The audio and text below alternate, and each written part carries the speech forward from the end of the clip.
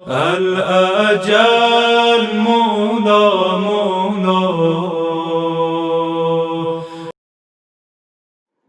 لا حول ولا قوة إلا بالله العلي العظيم.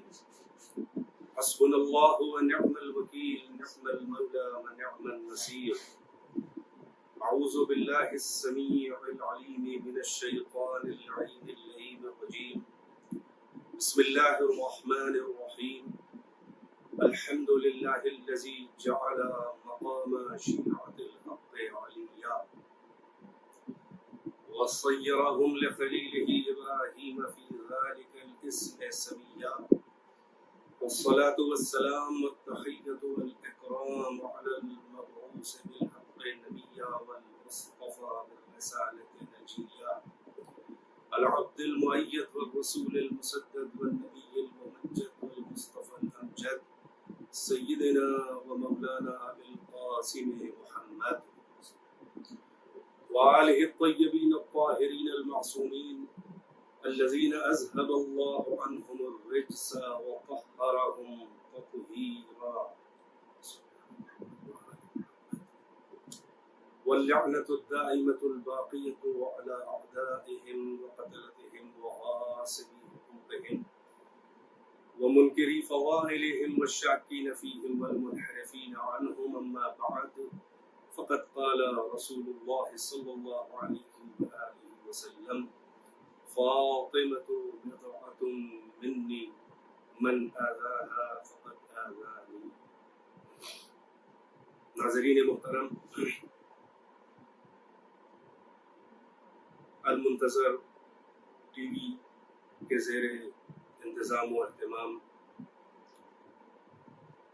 انہدام جنت البقیع کے سلسلے سی مجالس جس کا سلسلہ کل سے جاری ہے، اسی سلسلے کی آج دوسری مجلس میں آپ حضرات کی خدمت میں حاضر ہیں۔ پیغمبر اکرم محمد مصطفیٰ صلی اللہ علیہ وآلہ وسلم آپ نے اپنی بیٹی فاطمہ زہرا سیدۃ نساء العالمین علیہ السلام کے سلسلے میں اس حدیث کو ارشاد فرمایا، اور جو فریقین اہل سنت اور اہل تشیع کی تقریباً تمام کتب میں نقل کی گئی۔ بخاری، امام بخاری کی جو صحیح ہے، اس میں بھی اس روایت کا، اس حدیث کا تذکرہ انہی الفاظ میں ہے کہ فاطمہ تو بضعۃ منی، فاطمہ میرا جز ہے۔ من آذاہا فقد آذانی، جس نے فاطمہ کو اذیت دی اس نے مجھے اذیت دی۔ تو ظاہر ہے کہ اگر قرآن کی آیت سے ملا کر اس حدیث کو دیکھا جائے تو یہ ایک امر عظیم ہے فاطمہ کو اذیت دینا، کیونکہ قرآن خداوند عالم صاف صاف فرما رہا ہے کہ ان الذین یؤذون اللہ ورسولہ، یعنی وہ لوگ کہ جو اللہ اور اس کے رسول کو اذیت دیتے ہیں، لعنہم اللہ فی الدنیا والآخرہ، اللہ نے ان پر دنیا اور آخرت میں لعنت کی ہے۔ تو نتیجہ آیت اور حدیث کو ملا کے یہ نکلا کہ فاطمہ کو اذیت دینے والا رسول اللہ کو اذیت دینے والا ہے، اور وہ اللہ کو اذیت دینے والا ہے، اور اللہ و رسول کو اذیت دینے والا یعنی فاطمہ کو اذیت دینے والا بس لسان پروردگار ملعون ہے، اللہ نے اس پر لعنت کی ہے، یعنی اپنی رحمت سے اس کو دور کر دیا۔ اسی لیے ایک مسلمان کو اس مسئلے میں بہت زیادہ کانشیس اور بہت زیادہ سنجیدہ رہنا چاہیے۔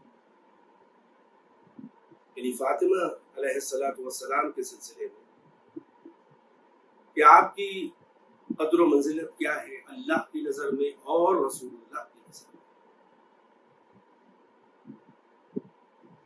کیونکہ آپ کائنات کی ان 4 خواتین میں سے ایک ہیں، جیسا کہ کل بھی میں نے تذکرہ کیا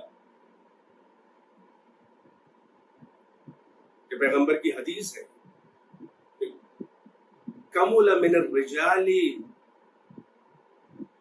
کثیر، یعنی مردوں میں بہت سے لوگ کامل، یعنی اپنے دین اور عقیدے اور کردار اور اخلاق کی بنیاد پر بہت سے ایسے مرد گزرے ہیں جو کامل ہیں، مکمل.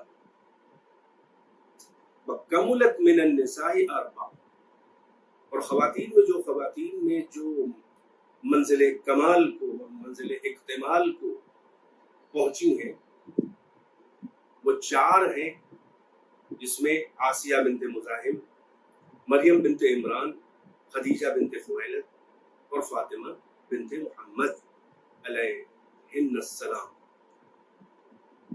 اور پیغمبر کی حدیث میں یہ بھی ہے فقرہ کہ فاطمہ ان 4 میں سب سے افضل ہے.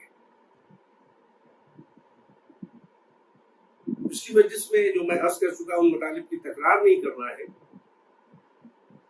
مگر آج کی اس مجلس میں جہاں سے کل بات کو چھوڑا تھا اور کچھ دلائل باقی رہ گئے تھے اس کو آگے بڑھا رہا ہوں سلسلہ گفتگو کو، کہ اب میں آتا ہوں یہاں پر کہ یعنی یہ مجلسیں جو منعقد کی جا رہی ہیں یہ انہدام جنت البقیع، حد میں قبور بقیع کے سلسلے میں منعقد کی گئی، جس کا ذرا سا ایک تاریخی خاکہ میں نے کل کی مجلس میں بھی پیش کر دیا تھا، اور اس کی ایک جملے میں تکرار کر دوں کہ یہ پہلا ان کا آل سعود کا جرم نہیں تھا، بلکہ یہ نجد کے، یہ حجاز کے کچھ اوباش قسم کے عمرا تھے، اپنے علاقے کے جو صاحبان دولت تھے، وہ بھی غصب کے ذریعے اور وہ بھی ظلم کے ذریعے وہ بنے تھے وہاں جو کچھ بھی بنے. یہ اولاد یہود ہیں اور ان کا شجرہ باقاعدہ ثابت ہے کہ یہ یہودیوں کی نسل ہے، خیبری یہودیوں کی نسل ہے. اور انہوں نے پہلا حملہ جو ہے وہ حجاز مدینہ منورہ پہ جو کیا وہ 1220 ہجری میں کیا. اب یہ اس کے بعد یہ ان کا دوسرا حملہ تھا جو 1344 ہجری میں انہوں نے مدینے پہ حملہ کیا. اور فقط انہوں نے قبرستان نے بقیع کو ہی مسمار اور منہدم نہیں کیا، بلکہ انہوں نے مکے میں اور مدینے میں خاص طور سے خون کی ہولی مسلمانوں کے خون سے کی. یعنی جو لوگ بچاتے ہیں کہ وہ شرعی زاویے سے اور فقہی احکام کی بنیاد پر کہ جس میں جھوٹی دلائل قرآن سے یا احادیث نبویہ سے دی جاتی ہیں کہ قرآن کہتا ہے اور حکم رسول اللہ ہے، سنت نبوی میں ہے کہ قبروں کو باقی نہ رکھو، مسمار کر دو، برابر کر دو زمین کے، وغیرہ وغیرہ. تو فقط قبروں کو مسمار کرنا ہی ان کا جرم نہیں ہے، بلکہ انہوں نے مدینے میں قتل عام کیا ہے. کس کا؟ مسلمین کا. اس کی دلیل کہاں سے آئی؟ یہ محمد ابن عبد الوہاب سے مل کر جب انہوں نے شروع کیا ہے اپنا مشن تقریباً 300 سال پہلے، جو باقاعدہ دشمنان اسلام کا مشن تھا، یہودیوں کا، عیسائیوں کا. ڈاکٹر ہیمفرے نے اپنی کتاب میں بھی انکشافات کیے ہیں کہ محمد ابن عبد الوہاب کو کس طرح سے اس نے ورغلایا اور ایک نئے دین کی ایجاد کرنے کے لیے اس کو سپورٹ کیا اور سہارا دیا اور بڑے بڑے وعدے کیے. اس تفصیل میں مجھے نہیں جانا ہے. تو یہ محمد ابن عبد الوہاب اور سعود نے مل کر یہ منصوبہ بنایا کہ دین کے سہارے توحید کا علم بلند کر کے اپنے اقتدار کو فروغ دیا جائے اور غلبہ حاصل کیا جائے عرب کے اوپر. چنانچہ شرک کے فتوے دیے گئے، اور ان کے فتاوا کی زد میں یہ نہ سمجھے کہ فقط یہ شیعہ کا مسئلہ ہے. یہ سلفی اور وہابی جو ہے ان کا مسئلہ تمام عالم اسلام کے تمام فرقوں سے. یہ عجیب ان کا دیوانہ مسلک ہے کہ جو تمام مسلمانوں کو اپنے علاوہ جو ان کی فکر، جو ان کی تعریف توحید جو ان کے مسلک اور مذہب، جو ان کی تنگ نظری کا قائل نہ ہو، وہ کسی بھی فرقے کا ہو، وہ تمام فرقے جو ہیں ان کے نزدیک مشرک ہیں اور توحید کے خلاف ہیں، اور فقط مشرک اور کافر ہی نہیں ہے بلکہ ان کے علماء کے فتاوی موجود ہیں جہلا کے کہ وہ واجب القتل ہیں۔ انہدام قبور سے پہلے اور اس کے ساتھ جو انہوں نے ہزاروں دسیوں ہزار مسلمانوں کو قتل کیا اور ان کے خون سے ہولی کھیلی ہے، اس کا جواز کیا ہے؟ کون سا دین کہتا ہے کہ اپنے مخالف دین یعنی دوسرے دین والوں کی جان و عزت و آبرو اور خون ان کا جو ہے وہ مباح ہے؟ کوئی دین نہیں کہتا، حتیٰ کہ اسلام تو ظاہر ہے کہ وہ دین رحمت ہے، دین فطرت ہے، دین عقل ہے، دین اختیار ہے۔ تو ہرگز اسلام کا یہ قانون نہیں ہے، بلکہ یہ توحید کا عالم بلند کر کے یہ شیطانی اور ابلیسی توحید، یہ وسیلے کے منکر، یہ شفاعت کے منکر، یہ توسل کے منکر، یہ کسی بھی اللہ کے نبی اور رسول یا ولی خدا یا شہداء یا صالحین یا ان کا وسیلہ بنا کر اللہ سے دعا کرنے کے منکر اسے بھی شرک مانتے ہیں، جبکہ قرآن مجید میں صاف آیات موجود ہیں۔ خود اللہ کا حکم ہے کہ یا ایھا الذین آمنوا اتقوا اللہ وابتغوا الیہ الوسیلہ، اے ایماندارو تقوی اختیار کرو، اللہ کا تقوی اختیار کرو، وابتغوا الیہ الوسیلہ، اور اس کی بارگاہ میں اس سے نزدیک ہونے کے لیے، اس کے تقرب کے لیے، اس سے قریب ہونے کے لیے تلاش کرو وسیلہ۔ یہ خود حکم خدا ہے کہ ہم تک آنے کے لیے، ہماری قربت روحانی اور قربت معنوی حاصل کرنے کے لیے، ہمارے تقرب کے لیے، ہماری بارگاہ تک پہنچنے کے لیے وسیلہ اختیار کرو۔ یہ حکم خدا ہے، وہ خود وسیلے کے ذریعے اپنے قریب بلانا چاہ رہا ہے اپنے بندوں کو۔ وہ مومنوں سے خطاب ہے، یعنی فقط ایمان کافی نہیں ہے، اتقوا اللہ، تقوی اختیار کرو۔ متقی ہونے کے بعد بھی اگر قرب خدا چاہتے ہو تو اس تک پہنچنے کے لیے وسیلہ اختیار کرو، اور ابتغاء وسیلہ کرنا ہے، یعنی یہ کہ تمہیں وسیلہ بنانا نہیں ہے بلکہ تلاش کرنا ہے وسیلہ۔ اللہ ہی وسیلہ بناتا ہے، وسیلہ کسی کو نہیں بنانا ہے۔ مشرکین مکہ نے بھی وسیلہ اختیار کیا تھا، مگر جب ان سے پوچھا گیا کہ تم کیوں بتوں کی پرستش کرتے ہو تو انہوں نے کہا من عبدہم الا لیقربونا الی اللہ زلفا، ہم ان کی پرستش، ان بتوں کو سجدہ اور ان کی عبادت اللہ سمجھ کے نہیں کرتے، بلکہ ہم ان کی عبادت بس اس لیے کرتے ہیں کہ یہ ہمیں اللہ کی بارگاہ میں قریب کر دیں، یعنی ہم ان کو وسیلہ اختیار کرتے ہیں، اللہ مان کے ان کی پرستش اور ان کی پوجا اور ان کی بندگی اور ان کے سجدے نہیں کرتے۔ اور ادھر اللہ کہہ رہا ہے وسیلہ اختیار کرو۔ تو مشرک کس لیے مشرک رہ گئے؟ وسیلہ اختیار کرنے کی وجہ سے مشرک نہیں ہوئے ہیں، بلکہ مشرکوں کی خطا یہ ہے کہ وسیلہ اختیار کر کے بھی انہوں نے ان ذوات اور ان ہستیوں کو وسیلہ اللہ کی بارگاہ تک پہنچنے میں نہیں بنایا کہ جن کو اللہ نے وسیلہ بنایا تھا۔ اس کا مطلب یہ ہے کہ بغیر وسیلے والے بھی منکر حکم خدا ہیں، اور وہ بھی مشرک ہے اور منکر حکم خدا ہے کہ جو وسیلہ اپنا خود سے بنا بیٹھے، بلکہ وسیلہ انہی کو بنانا ہے کہ جن کو اللہ نے بنایا ہے۔ اب آپ یہ بتائیے کہ انبیاء و مرسلین سے بڑا وسیلہ کون ہوگا اللہ کی بارگاہ تک پہنچنے کا؟ اور ان میں پھر سید المرسلین، خاتم الانبیاء، سرخیل انبیاء ما سلف، سردار انبیاء سے بڑھ کر کون اللہ کی بارگاہ میں وسیلہ ہوگا؟ جو نور اول بھی ہے، جو مخلوق اول بھی ہے، جو اس گنبد بے در میں نغمہ گل کی پہلی صدائے بازگشت بھی ہے، وہ محمد کے جو صاحب لولا کا لما خلقت الافلاک بھی ہے، جو نقطہ دائرہ وجود بھی ہے، وہ کہ جو سب سے پہلا اللہ کا بندہ، سب سے پہلا اللہ کا عابد، سب سے پہلا اللہ کا عارف ہے، وہ کہ جو کنز مخفی جب سامنے آیا تو وہ ذات محمد ہے، وہ نور محمد ہے، اس نبی سے بڑھ کر کہ جس کا جو پچھلے نبیوں کا بھی وسیلہ ہو، جو اول ما خلق اللہ نوری ہو۔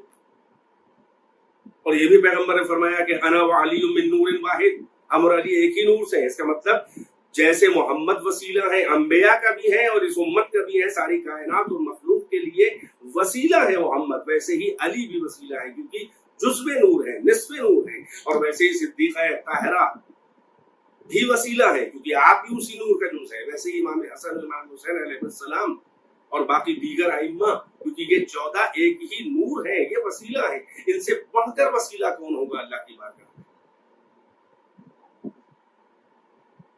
خود قرآن مجید کہہ رہا ہے,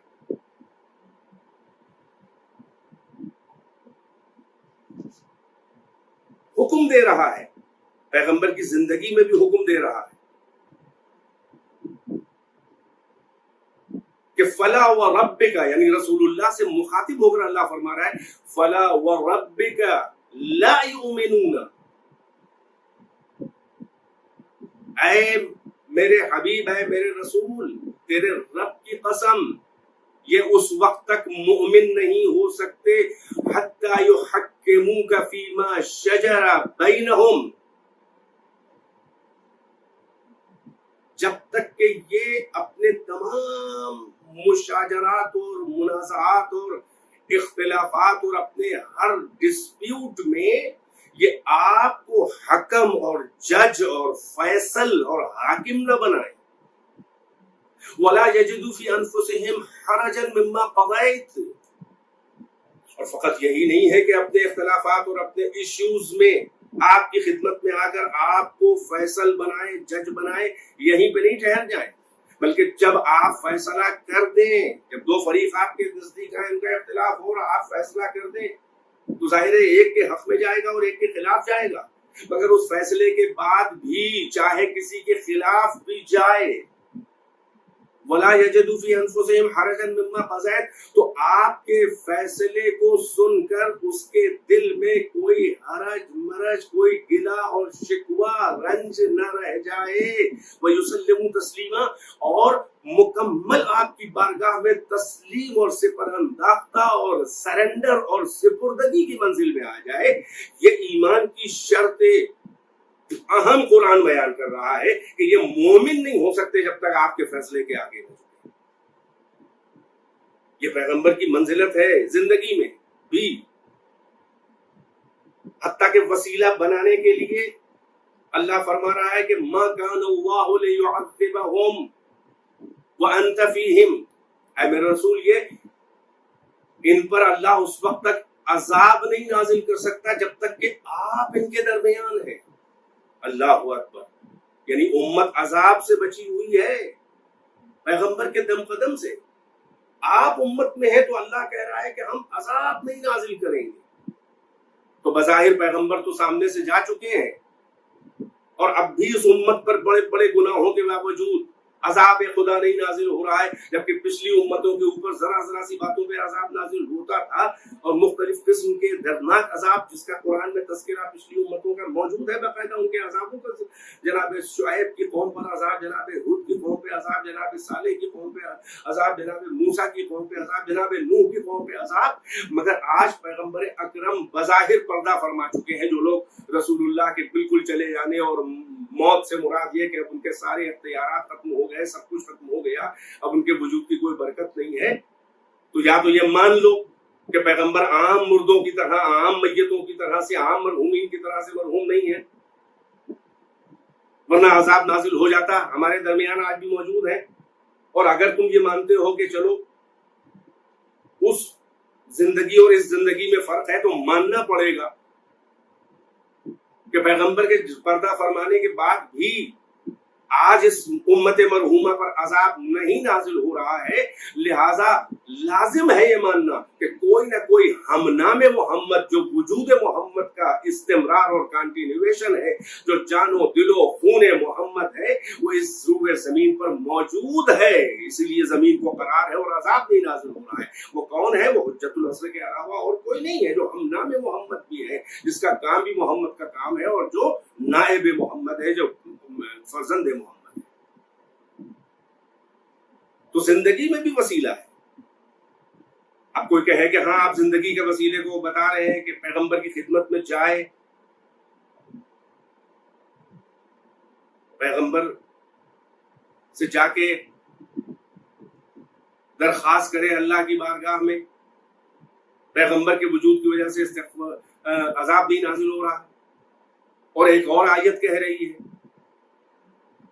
کہ اگر انہوں نے اپنے اوپر ظلم کیا، گناہ کیے، اللہ کے عذاب کے مستوجب ہوئے،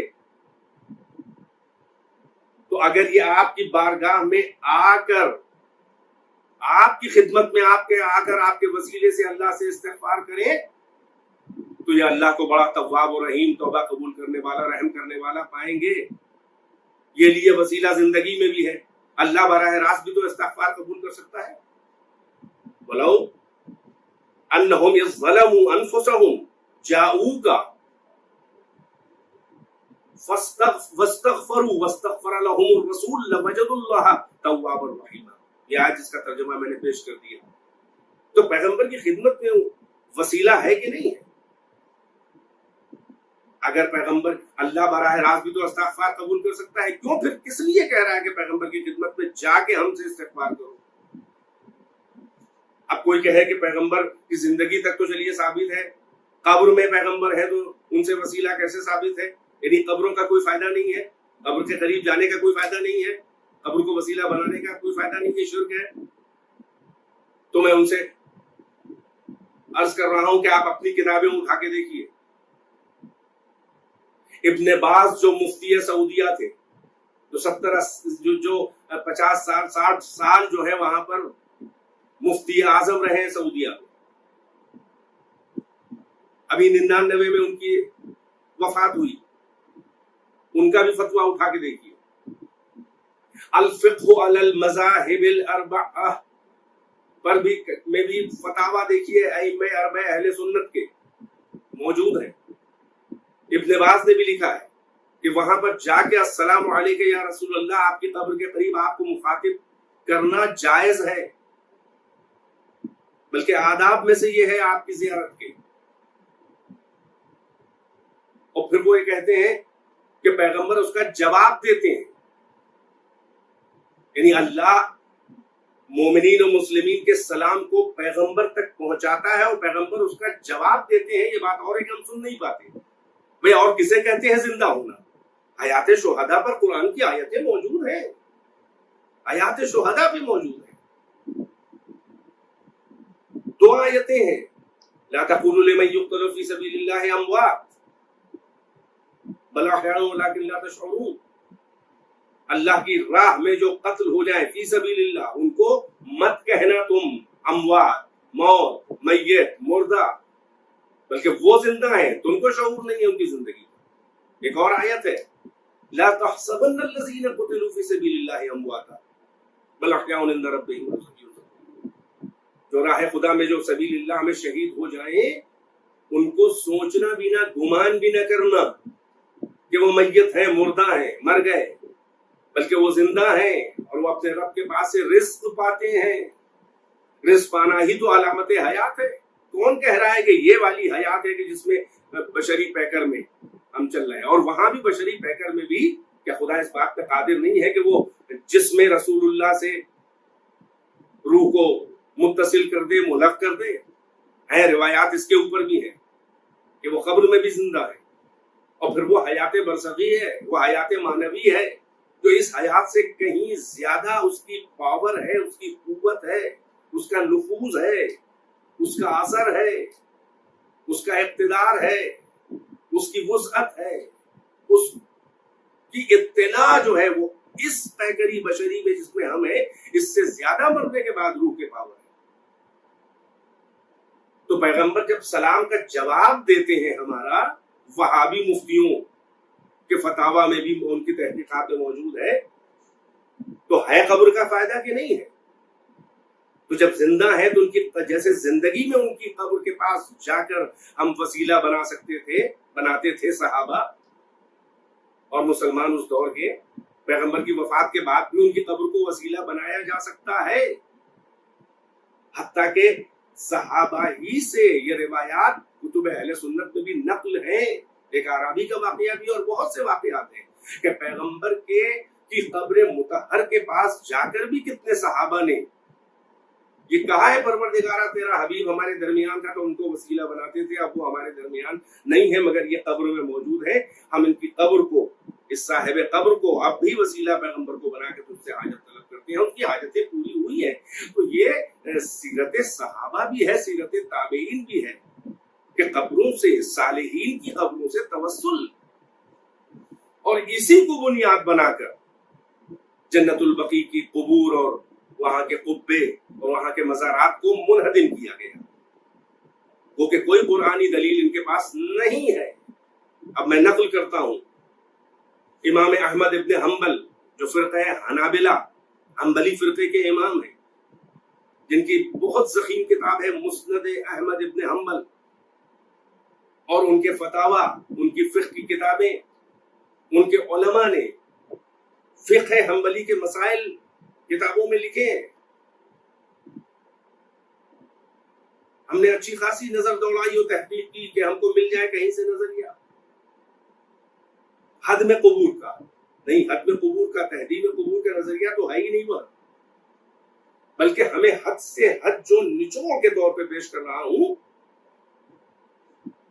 میں احمد ابن حنبل کا نظریہ اس لیے پیش کر رہا ہوں کہ یہ وہابی، یہ سلفی، ان کا دعویٰ ہے کہ یہ حنبلی المسلک ہے فقہ میں،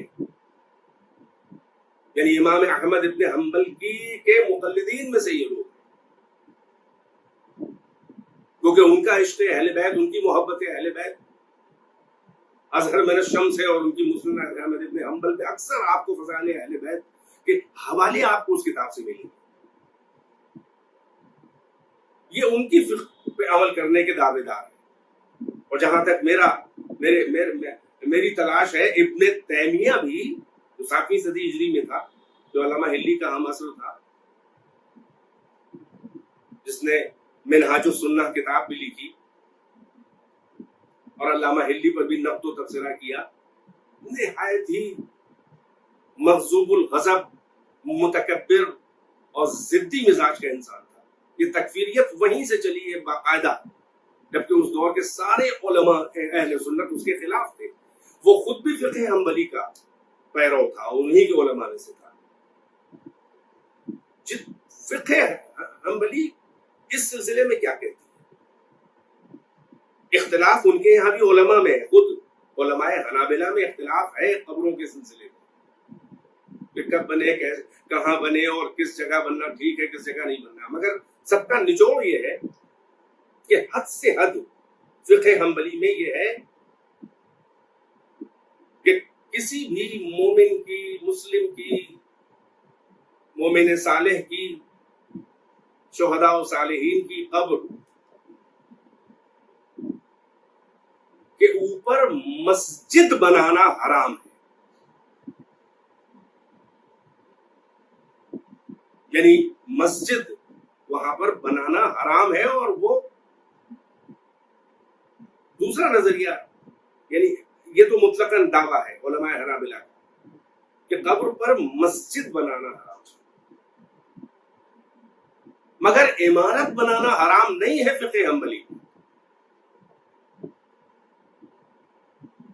قبہ بنانا، کوئی عمارت بنانا، کوئی بنیان بنانا، کوئی بلڈنگ بنانا اس پہ حرام نہیں ہے۔ کوئی غرفہ بنانا، حجرہ بنانا، کمرہ بنانا، سایہ کر دینا، دیواریں اٹھا دینا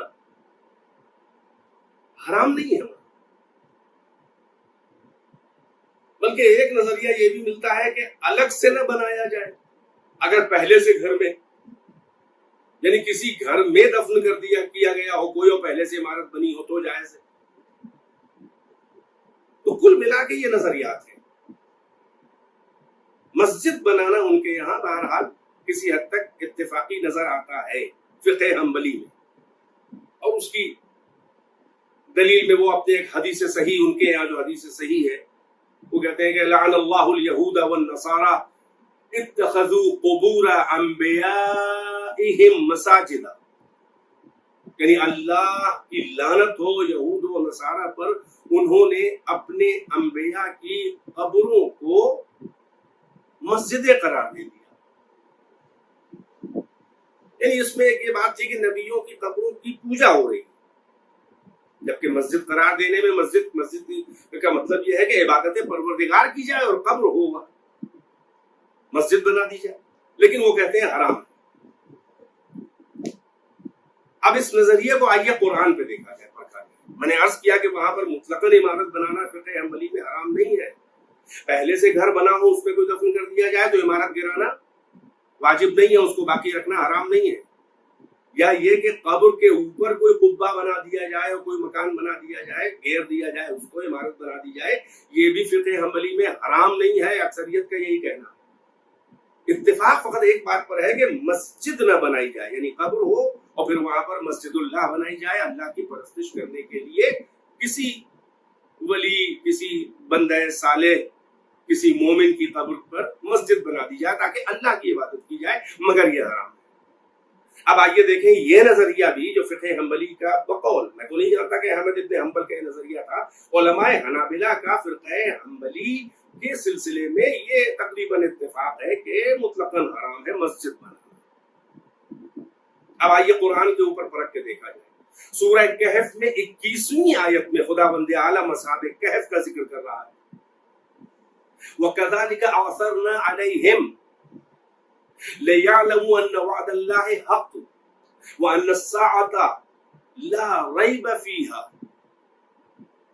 إِذْ يَتَنَازَعُونَ بَيْنَهُمْ أَمْرَهُمْ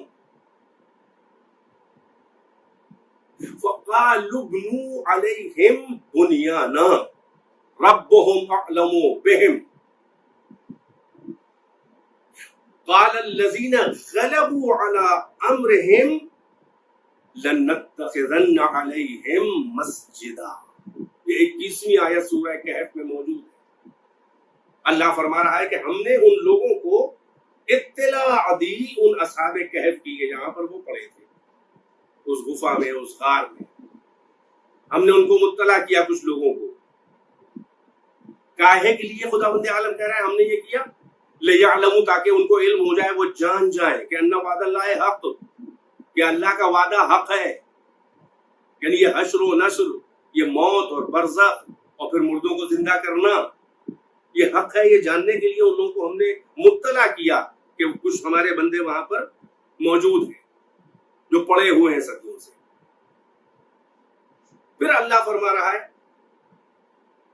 کہ ہم نے اس لیے بھیجا کہ وہ سمجھ لے کہ اللہ کا وعدہ حق ہے اور قیامت آنے میں کوئی شک نہیں ہے۔ ان الساعۃ لا ریب فیہا، قیامت میں کوئی شک نہیں ہے، یعنی مردوں کو پھر سے زندہ کر کے ہم اٹھائیں گے۔ پھر آگے ارشاد ہوا اذ یتنازعون بینہم امرہم، کہ جب وہ لوگ جب مطلع ہوئے، انہوں نے دیکھا ان کو پڑے ہوئے، تو ان میں نزاع ہو گیا، ان میں اختلاف ہو گیا، یعنی اس امر کے سلسلے میں اختلاف ہو گیا کہ یہاں پہ کیا کیا جائے، اختلاف ان میں ہو گیا۔ فقالو، تو ان میں کے ایک گروہ نے کہا ابنوا علیہم بنیانا، ان کے اوپر ایک عمارت بنا دو، جہاں یہ سوئے ہیں ایک عمارت بنا دو۔ پھر آگے ارشاد ہوا کہ وقال الذین غلبوا علی امرہم، یعنی اس امر، اس گفتگو، اس نزاع، اس بات چیت میں، وہ اختلاف رائے میں جن لوگوں کا امر غالب رہا، جن کی رائے غالب رہی، جو اکثریت میں تھے، جو اپنی بات منوا لے گئے، انہوں نے کیا کہا کہ لن نتخذن علیہم مسجدا، ضرور بالضرور ہر حال میں ہم ان لوگوں کے اوپر مسجد کی تعمیر کریں گے، مسجد بنائیں گے۔ یہیں سے معلوم ہو رہا ہے کہ وہ عام لوگ تھے، یعنی وہ جو کہہ رہے تھے ہم ایک عمارت بنائیں گے، وہ مشرک تھے، وہ مسلم نہیں تھے، دین خدا پر نہیں تھے، مومن نہیں تھے، اور وہ کہہ رہے تھے کہ یہ ہمارا حق ہے کہ ہم بنائیں گے اس پر۔ مگر دوسرا گروہ وہ کہہ رہا تھا کہ یہ مومن ہیں، مومنین ہیں، ان کی تاریخ انہیں معلوم تھی، سنا ہوگا، آج پتہ لگا کہ یہ لوگ یہاں ہیں جن پہ اللہ نے موت غالب کر دی۔ ان ایک دوسرے گروہ نے کہا کہ ہم اس پر مسجد ضرور بالضرور ہر حال میں ہم یہاں مسجد بنائیں گے۔ یہ مومنین کا گروہ تھا، یہ مسلمین کا گروہ تھا۔ ظاہر ہے کہ مسجد کافر نہیں بناتا، نہ اسے مسجد کہتا ہے، نہ اہل کتاب مسجد کہتے ہیں. ان کے یہاں یہودیوں میں یا عیسائیوں میں عبادت گاہ پروردگار کی اللہ کی عبادت کے لیے جو عمارت بنتی ہے اس کو دیر، کلیسا وغیرہ وغیرہ ان کے اپنے اپنے نام ہیں، مسجد نہیں کہتے. مسجد کا لفظ استعمال کرنا اور مسجد کہہ کے کہ ہم تعمیر کریں گے، اس بات کی دلیل ہے کہ وہ گروہ مسلمین تھے، مومنین تھے، اور اپنا ہم دین اور ہم مسلک اور ہم مذہب ان کو بتا رہے تھے، اصحاب کہف کو. اب قرآن تو یہ بتا رہا ہے کہ مومنین نے کہا کہ ہم یہاں مسجد بنائیں گے تاکہ اللہ کی عبادت کریں. اب اس سے بڑھ کر کون سی دلیل ہے کہ صالحین مومنین کی قبروں پر مسجد بنانا فقط جائز ہی نہیں ہے بلکہ ممدوح پروردگار ہے. اس لیے کہ قرآن کی روش یہ ہے کہ اللہ جب کسی منفی عمل، جب کسی برے عمل، کسی برے فعل، کفر و شرک اور گناہ کے فعل کو پچھلی امتوں یا اس امت میں بھی نزول قرآن کے زمانے میں اگر اس کو اللہ نقل کرے تو نقل کرنے کے بعد اگر وہ منفی فعل ہے، وہ گناہ ہے، وہ کفر ہے، وہ شرک ہے، وہ اللہ کی نظر میں ناپسندیدہ ہے، تو اللہ فوراً ایک لاحقہ چھوٹے سے فطرے اور ٹکڑے آیت کا لگاتا ہے، اس کی مذمت فوراً کرتا ہے کہ یہ غلط ہے، یہ گناہ ہے، یہ کفر ہے، یہ شرک ہے، اور وہاں پر وعید ہوتی ہے باقاعدہ، یعنی عذاب نار کی وعید ہوتی ہے، جہنم کی برے انجام کی وعید ہوتی ہے، دھمکی ہوتی ہے. یہ روش قرآن کی ہر جگہ موجود ہے، سب اس پر اتفاق رکھتے ہیں. اور جہاں پر بہترین فعل ہوتا ہے، اللہ کا پسندیدہ کام ہوتا ہے، اللہ اس کی ترغیب دینا چاہتا ہے، پچھلی امتوں کا بھی واقعات نقل کر کے تو یا وہاں پر کھلے لفظوں میں مدح کرتا ہے، اور اگر نہیں بھی مدح کی ہے تو اگر واقعے کو نقل کر کے اللہ آگے بڑھ جائے تو وہ کوئی مورخ نہیں ہے. اللہ یہ کتاب ہدایت ہے. اگر وہ برا فعل ہو تو اللہ پر لطفاً یہ واجب ہے، منصب ہدایت ہے اس کا یہ کہ وہ فوراً مذمت کرے، گرفت کرے، اس کی کمی بتائے تاکہ یہ امت قرآن جو ہے اس سے پرہیز کرے اور بچے نافرمانی پروردگار سے. مگر یہاں پر اللہ نے دو گروہوں کا ذکر کیا.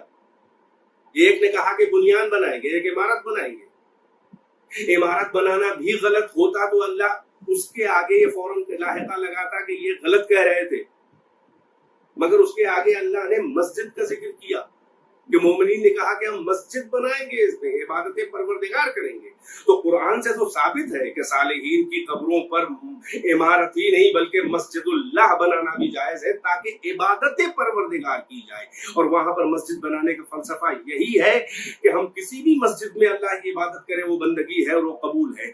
مگر اگر کسی عبد صالح اور اللہ کے برگزیدہ منتخب اور خاصان خدا جو ہستیاں ہیں، اگر ان کی قبر کے قریب اللہ کی بندگی کی جائے اور ان کے وسیلے سے اللہ سے توبہ اور استغفار کی جائے اور ان کے وسیلے سے اللہ سے حاجت طلب کی جائے تو یہ اللہ کو وسیلہ پسند ہے. یہ کوئی بھی عبد صالح ہو، کوئی بھی صالحین میں سے ہو، شہداء میں سے ہو، صدیقین میں سے ہو، چاہے جائے کہ انبیاء و مرسلین، چاہے جائے کہ سردار انبیاء اور ان کی دختر نیک اختر سیدہ نساء عالمین من الاولین والآخرین، چاہے جائے کہ مرکز نزول آیت تطہیر اور آیت تطہیر کا مصداق عصمت کبریٰ انسیہ ہورا سیدۃ نساء اہل الجنہ فاطمہ کی قبر، تو نہ رسول اللہ کی قبر پر بنیاد بنانا حرام ہے، نہ مسجد بنانا حرام ہے. بلکہ میں تو یہاں تک آپ کی اطلاع میں لانا چاہتا ہوں کہ یہ مسجد النبی، یہ مزار رسول اللہ، یہ قبر رسول اللہ، یہ مسجد النبی میں نہیں تھی. یہ بھی تاریخ ہے، تمام اہل سنت کی کتابوں میں لکھی ہے کہ بنی امیہ کا حکمران ولید ابن عبد الملک جب بنا بادشاہ، ان کے طریقے سے خلیفہ، تو اس کا عامل اور گورنر تھا مدینے میں عمر ابن عبد العزیز اموی.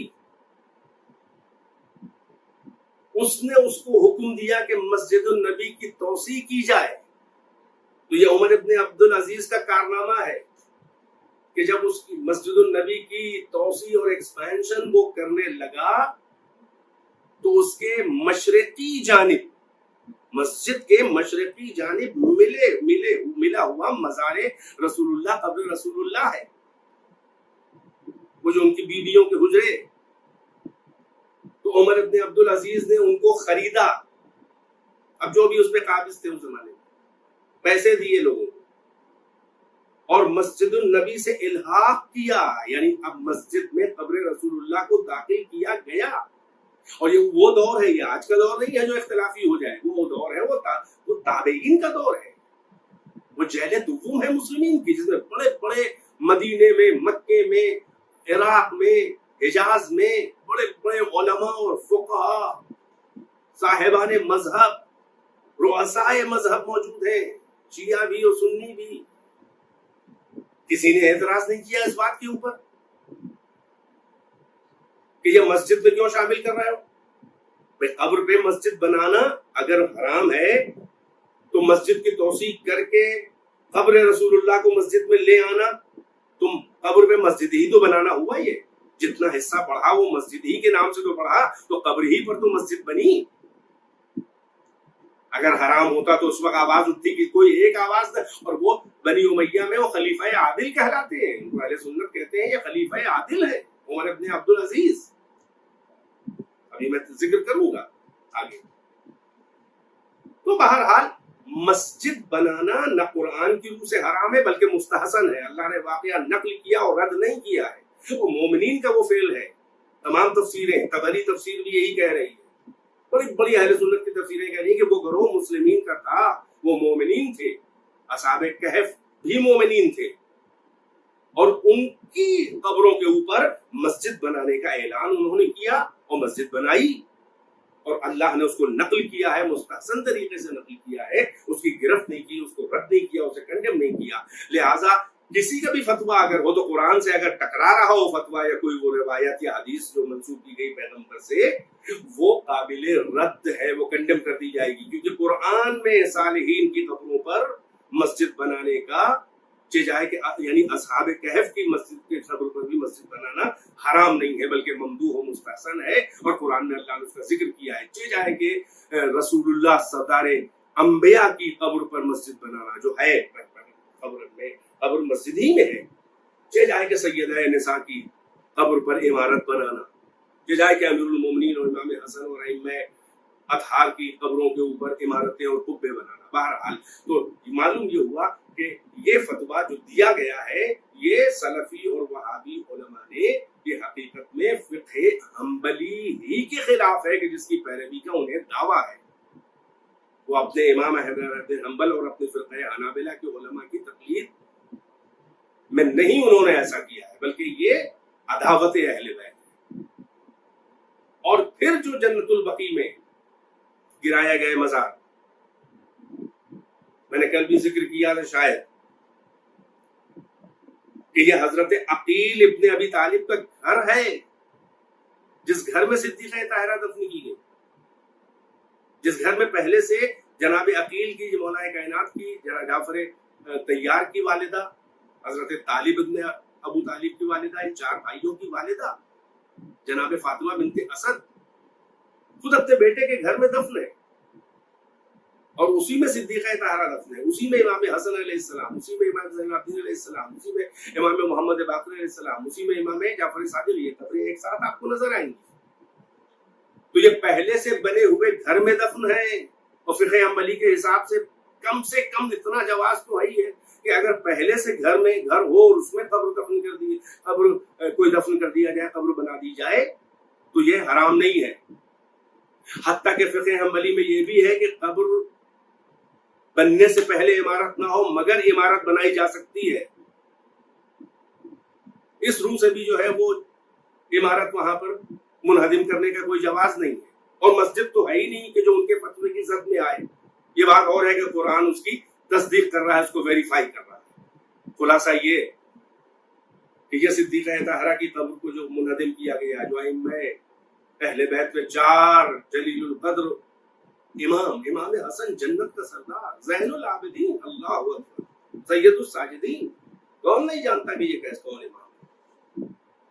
امام محمد باقر، امام جعفر صادق، اہل سنت کے بڑے بڑے چاروں उलमा बिल वास्ता या बिला वास्ता सबके उस्ताद हजरत इमाम जाफर सादिक अलैहिस्सलाम, उनकी कब्र है। हजरत अम्मे रसूलुल्लाह हजरत अब्बास इब्न अब्दुल मुत्तलिब की भी कब्र है। सहाबी रसूल हजरत उस्मान इब्न मज़ून की भी कब्र है। तकरीबन 10,000 सहाबा की कब्र है। हजरत खदीजा बिन्त खुवैलिद उम्मुल मोमिनीन अलैहिस्सलाम को छोड़कर तकरीबन तमाम अज़वाज, जिसमें आयशा, हफ्सा, सौदा, मैमूना, उम्मे सलमा, सब की कब्रें इसी जन्नतुल बकी में है और सब पे कुब्बे बने थे। तो सहाबा की कब्रें, खानदान रिसालत बनी हाशिम के बुजुर्गों की कब्रें, औलाद रसूलुल्लाह हत्ता कि आपकी वो मुंह बोली बेटियां हजरत रुकैया और हजरत कुलसूम की कब्र भी हुई। मादर हजरत अब्बास रौजे अमीरुल मोमिनीन हजरत उम्मुल बनीन की भी कब्र वहीं पर। तो ये बड़े बड़े सहाबा और बहुत जलीलुल कद्र औलादे रसूल में और खानदान रसूल में इन सब की कब्रें थी और बहुतों के ऊपर कुब्बे बने थे। मगर इन जालिम और जाबिर हुकूमत ने ये शिर्क और बिदअत के फतवे देकर उसके सहारे इन बेदीनों ने मज़ारे अइम्मा मुनहदिम कर दिया, मज़ारे सिद्दीक़ ताहिरा मुनहदिम कर दिया।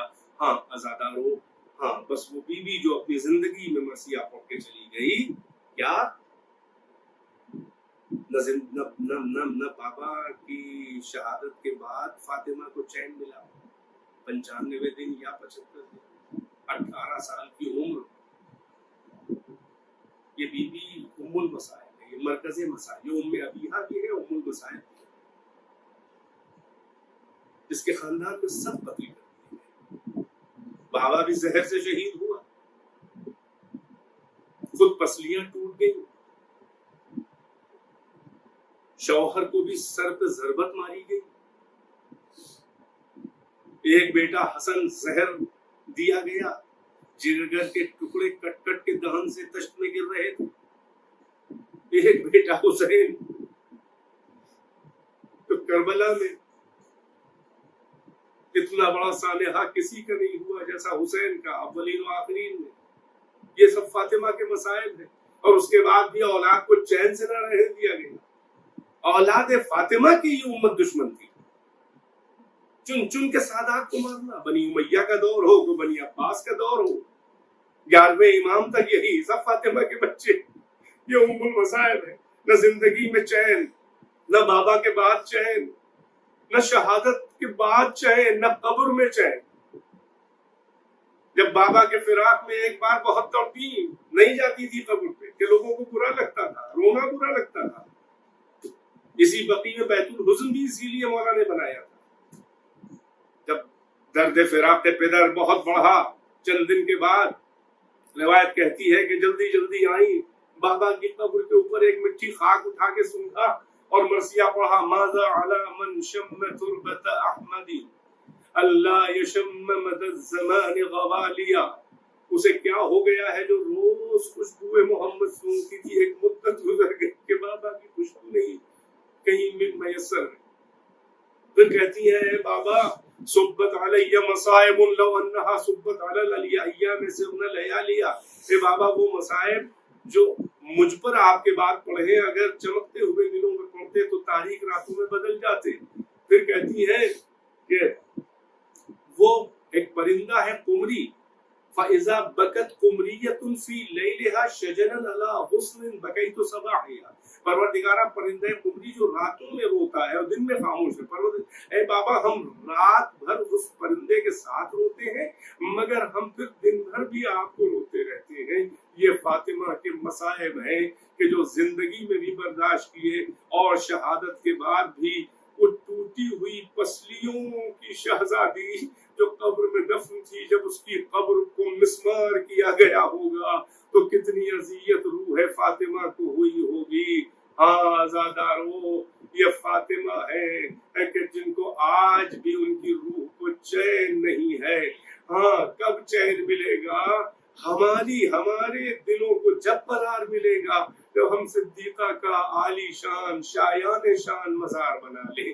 और फातिमा की रूह को चैन जब मिलेगा जब यूसुफ ज़हरा मुंतक़िम खून ज़हरा मुंतक़िम खून हुसैन जब ज़ुहूर फरमाएगा اور ظالموں سے چن چن کے بدلہ لے گا. وآخر دعوانا ان الحمد للہ رب العالمین. فسيعلم الذين ظلموا أي منقلب ينقلبون. اللهم القاتل فاطمة الزهراء. اللهم صل على فاطمة وأبيها وأهلها وبنيها. ربنا تقبل منا إنك أنت السميع. اللهم صل على محمد وآل محمد